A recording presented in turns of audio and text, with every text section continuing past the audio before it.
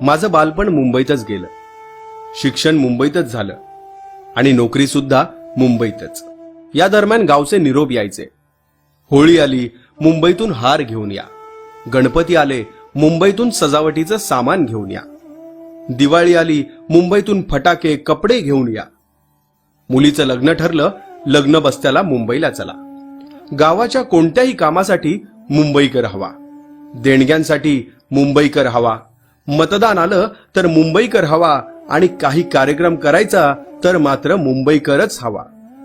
कोणी सिरियस झालं तर डॉक्टर बोलणार तुम्ही ताबडतोब मुंबईकडे घेऊन जा. पण आज मुंबईकर मोठ्या संकटात सापडलाय.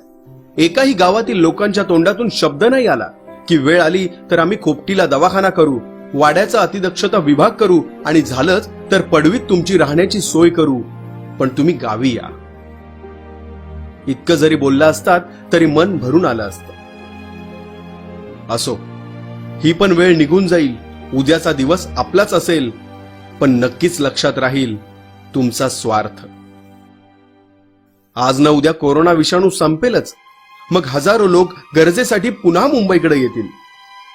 हेच शहर त्यांचं सुद्धा हक्काचं शहर होईल, स्वप्नांचं शहर होईल. हीच मुंबई त्यांची आपली मुंबई होईल.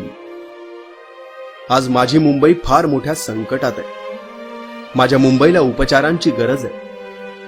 माझ्या मुंबईला संसर्ग झालाय, ती खालावलीये, पण मी मात्र अजूनही मुंबईतच आहे आणि उद्याही मुंबईतच असेल. ही माझी मुंबई आहे. मी लढेन, संघर्ष करेन, पण माझ्या मुंबईला मरू देणार नाही.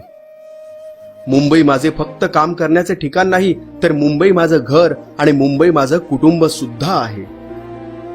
मुंबई ही मुंबईकरांच्या श्वासात भिनलेली आहे आणि मी इथेच राहणार, कारण मी मुंबईकर आहे.